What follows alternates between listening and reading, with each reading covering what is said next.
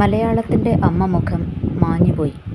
മലയാള സിനിമയിൽ കവിയൂർ പൊന്നമ്മയോളം ഒരു അമ്മ എന്നുള്ളൊരു റോള് ഇത്രയും ഭംഗിയാക്കിയ വേറൊരു നടിയില്ല. എന്നാൽ ആ കവിയൂർ പൊന്നമ്മയുടെ മകളെക്കുറിച്ച് വളരെ ഫേക്കായിട്ടുള്ള ന്യൂസുകളാണ് പ്രചരിച്ചുകൊണ്ടിരിക്കുന്നത്. കാരണം ആ മകള് അമേരിക്കയിലാണ്. അപ്പം മകള് അമ്മയുമായിട്ട് കുറച്ച് ഇഷ്യൂസ് എന്ന് വെച്ചാൽ അമ്മയുടെ സ്നേഹം കിട്ടിയില്ല എന്ന് മകള് അങ്ങനെയുള്ള കുറച്ച് അമ്മമാരെക്കുറിച്ച് മക്കൾ പറയുന്ന കുറച്ച് പരാതികൾ മാത്രമേ അവർ പറഞ്ഞിട്ടുള്ളൂ.